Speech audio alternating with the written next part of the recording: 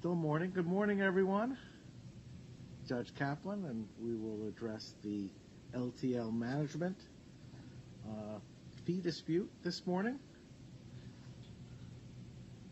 Let me see. All right. So we have the debtor's motion for reconsideration, and we had opposition filed, and we've had a reply.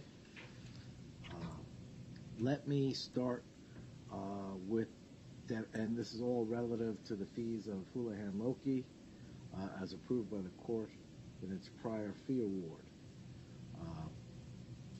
Let me turn to debtor's counsel and have you start, bring us up to date.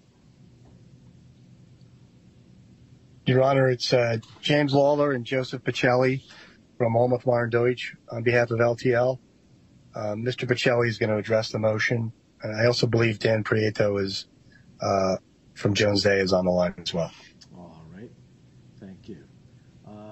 Mr. Pacelli? Good morning, Your Honor. Joseph Pacelli of Olmouth Warren Deutsch on behalf of the debtor. Sorry to take up your time for something that is actually quite simple from the debtor's perspective. Simply put, there is a mistake in the award of the discretionary bonus to the TCCs and Houlihan's failure due to the TCCs and Houlihan's failure to adhere to the court-approved mathematical formula and Houlihan's engagement agreement. This issue was raised and argued mainly in letters filed with the court, but was one of many, and appears the court overlooked it. Perhaps the generalized claims by the applicant that the request was already a quote-unquote net number mistakenly convinced the court that the required steps had been taken. But they were not, and it resulted in the material and obvious mistake that Your Honor can easily correct by applying the formula that this court approved, but Houlihan refuses to apply, and this is the type of error that Rules 59E and 60B were designed to remedy. The TCC and Houlihan have admitted they did not use the engagement agreement formula. For example, if you look at the explanation in the TCC's amended response to the debtor's objection to Houlihan's final fee application at docket number 1514, it identifies their method for calculation of the bonus, but that calculation does not include a credit for 50% of monthly fees. Specifically, the committee stated that Houlihan initially sought a $2.3 million fee, quote, which was calculated as approximately $850,000 in fee concessions across both cases, plus 50% of the $3 million deferred fee that would have been payable had a plan of reorganization been consummated with respect to the debtor, end quote. This is the only calculation that Houlihan and the TCC admit form the basis of the committee's business judgment, which the debtor maintains is not the proper standard, but is not an issue for today. But more importantly, also the basis for Your Honor's mistaken ruling. I anticipate that they will continue to argue that the use of the word net means it was included. But net of what? Using the word net does not allow Houlihan and the committee to pretend the credit was included when it clearly wasn't based on their statements. Full calculation was never disclosed by the committee, which we suspect is because it wasn't followed and likely was never even presented to the committee, based on Mr. Buring's November 9th email. Their math just doesn't add up. To find otherwise and ignore the credit would render a material term of Houlihan's engagement agreement meaningless. There is no credible argument that allows the TCC and Houlihan to disregard the engagement agreement and avoid the application of the credit. Either the credit was never applied or Houlihan's initial ask was nearly $3 million. If the former is true, then the credit should be applied now. If the latter is true, then this court was misled as to the committee's purported exercise of its business judgment, and approval of the bonus was fundamentally flawed. Your Honor should correct the defect caused by either situation by applying the credit in accordance with the terms of Houlihan's engagement. Debtor respectfully requests that Your Honor correct this obvious computational error by amending the order under Rule 59E to prevent manifest injustice and or under 60B to correct the mistake. Thank you, Your Honor. Thank you, Mr. Pacelli. Ms. Belleville, will you be arguing? I will be. Thank you, Your Honor. Thank you. So, Your Honor, I would just like to reiterate the position taken in our papers that this issue has already been litigated. The debtor acknowledges that the issue was already briefed, it was already argued, and Your Honor already entered its order on these issues. The debtor cannot act now as if these issues weren't previously raised and addressed. It raised those issues and the court entered the order, notwithstanding its objections. The standards for reconsideration, Your Honor, are very clear in the Third Circuit, and they simply are not satisfied here. Under the standard articulated by the Third Circuit, and I cite to 591 F3rd 666, Third Circuit in decision in 2010, Your Honor, there is no change in controlling law. There is no new evidence that has become available. And contrary to the debtor's assertion, there is no manifest injustice or clear error of law. The debtor is suggesting, Your Honor, that you made a mistake, that you didn't understand the order that you entered, and that the order that you entered was approving an amount that was actually to be paid to Houlihan. It was the amount actually to be received by Houlihan. But, Your Honor, I don't believe that is true. I believe that the facts were on the record and the order was entered appropriately. Your Honor, this was the subject of weeks of litigation, numerous submissions to the court, both before a hearing, during the hearing, and after the hearing, with several letters of submission. The debtor did raise this issue in its submissions, and the TCC responded.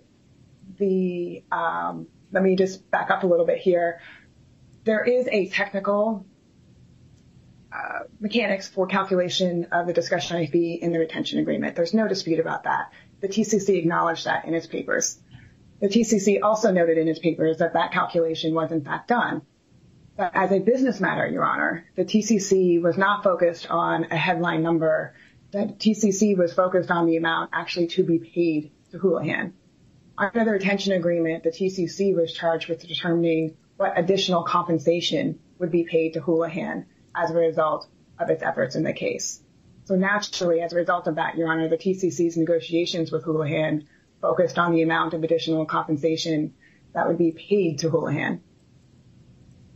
Your Honor, in every pleading that we made with you in the letter submission, it was very clear that it was a net amount that was being disclosed to the court. The TCC did not withhold any information, Your Honor. The pleadings and submissions have always been consistent. And while the debtor at times has mocked the use of our term net discretionary fee, that's the amount that was approved, Your Honor. At the hearing, Your Honor asked Mr. Jonas specifically about the imputed hourly rates that would be essentially awarded to Houlihan if the discretionary fee were approved. Your Honor, the math that was done at that hearing was using the amount actually paid to Houlihan. As a practical matter, it would have been meaningless to do that math on any number other than the amount that would actually be received by Houlihan. We have always been talking about the amount actually to be received by Houlihan. And from a practical standpoint, Your Honor, if we were to now take a further deduction, a double deduction of the monthly fees, the imputed hourly rate for Houlihan would be the lowest hourly rates of any professional, junior associates or otherwise, in these cases. And Your Honor, the debtor is very aware of this issue. This is not a mistake. It is not a miscalculation. It is not a failure to abide by the terms of the retention agreement. The debtor raised this very issue in its letter to the court, dated November 3rd, at docket number 1567. And Your Honor, just to be clear, I just want to read specifically from that letter. It says, finally, Houlihan's calculation for its request is at odds with the terms of its own retention. That's exactly the argument you're hearing today, Your Honor. That argument has been heard, has been responded to by the TCC, and was overruled by the court. The TCC again responded that the $1.8 million that was offered at that time was net of any credits due. And again, the debtor raised this issue on November 9th in an email to TCC's counsel. Your Honor, that email exchange was attached to our objection to the motion for reconsideration at docket number 1612. And in that email, Your Honor, the debtor again raised this issue. Does the Houlihan discretionary fee include the 50% credit against monthly fee statement amounts, or will it be reduced after the amount is awarded in accordance with the footnote in Houlihan's fee application? to which Saul Burien of Houlihan immediately and unequivocally responded that the $1.75 million discretionary fee award is net of all credits. Your Honor, this exchange occurred before your order was entered by the court. The debtor never responded to that email. 2 weeks passed, and the order awarding the discretionary fee, net discretionary fee of $1.75 million was awarded to Houlihan. It was on November 28th, Your Honor, nearly a month after receiving the email from the TCC, that the debtor responds that there was a miscalculation of our discretionary fee, and it was filing the motion for reconsideration. And then, Your Honor, you saw the motion for reconsideration. You saw our response. I don't need to repeat all of that here. But respectfully, Your Honor, this is not a motion for reconsideration. There is nothing new here, Your Honor. There is nothing unknown that has since become known. Your Honor did not make a mistake. TCC did not withhold any information. The court, Your Honor, rendered your decision on the amount of the net discretionary fee to be paid to Houlihan. The debtor must now abide by it. Your Honor, the TCC respectfully requests that you deny the motion for reconsideration. I'm available to answer any questions that you may have. All right, thank you.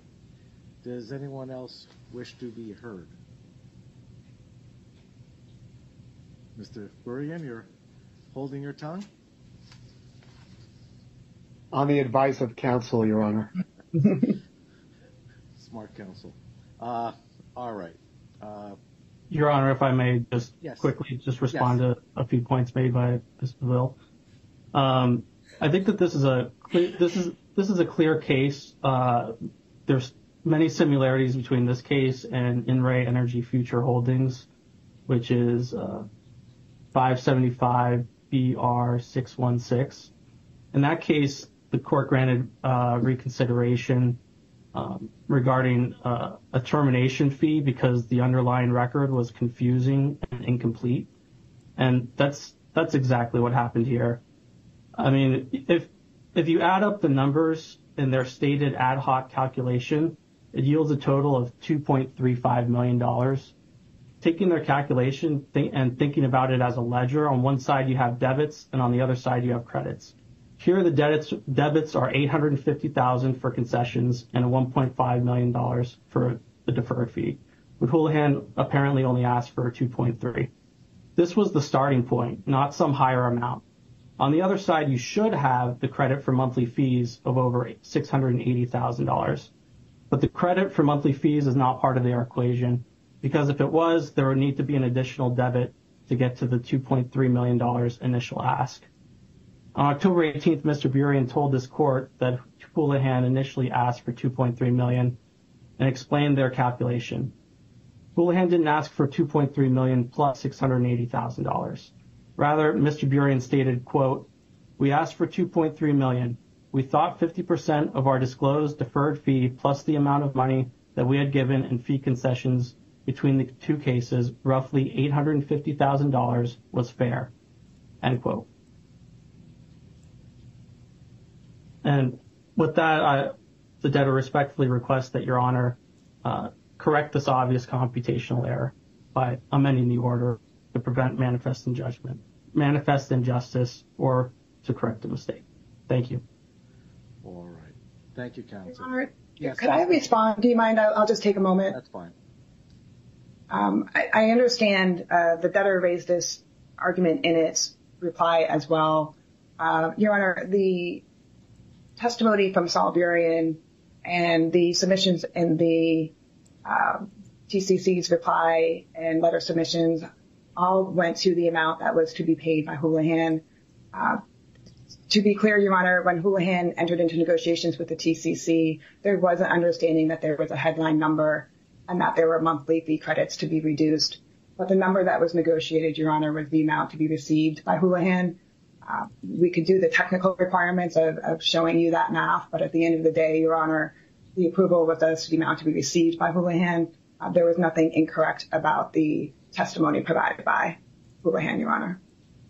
All right. Thank you. All right.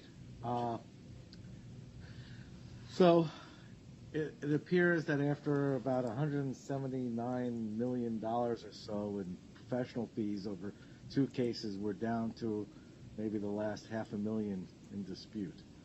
One would hope that we didn't need to get here. In reviewing the engagement letter, paragraph 6 of the engagement letter, the proposed fee arrangement for Houlihan Lokey was comprised of essentially 4 parts. A monthly fee of $400,000 for each of the first 4 months, a monthly fee of $175,000 for each month thereafter, a $3 million deferred fee payable upon consummation of a plan against which there were no offsets, no credits. The 50% mechanism was not going to be applied to that. And then fourth, on top of all that, a discretionary fee, an open-ended discretionary fee based on the committee's business judgment, against which there would be a 50% credit for fees that had been billed if there were a discretionary fee. Taken together, the potential payment to the Houlihan Lokey could have amounted to the $1,363,000 and change hourly fees, a $3 million deferred fee, and a discretionary fee if the court were inclined to grant it and the committee were inclined to recommend it. Substantial sums. The court took this into account when it urged the parties, after seeing the requested fees, to go back and see if there can be compromises made. I did not view the proposed compromises as being reflective of the mechanics of the engagement letter. It did not and would not surprise me, I know Mr. Burian, that if Houlihan Lokey were moving away from the potential of a $3 million success fee, we'll call it, or on consummation of a plan, and moving away from that potential recovery, that there wouldn't be an adjustment as far as the amounts to be discounted against the awarded hourly fees as part of any negotiated resolution. To be clear, I viewed the negotiated resolution, the compromise, to be a total sum to be paid, taking into account all of the subparts. That reflected my questioning, my comparison to hourly rates, and my expectations. And in fairness, I did not see the initial proposal of a $2 million discretionary fee to be proper, reflecting the risks and the status of the case. So I urged further compromise, and it was brought out at 1.8. And even against that, I thought there should be a further reduction, down to $1,750,000.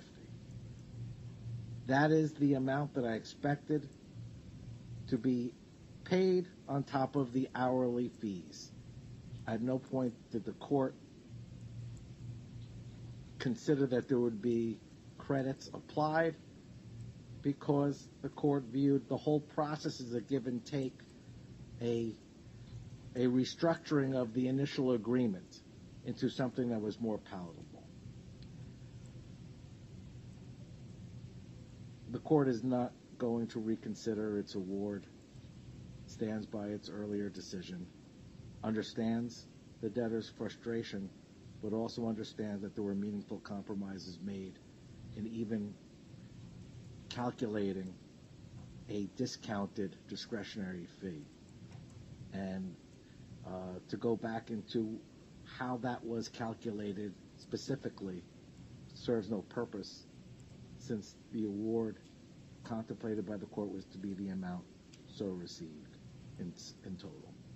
For those reasons, the court is going to deny the motion for reconsideration. I thank counsel. Thank you, Your Honor. Thank you. Thank you, Your Honor. Your Honor, thank you very, very much, and happy holidays and happy new year.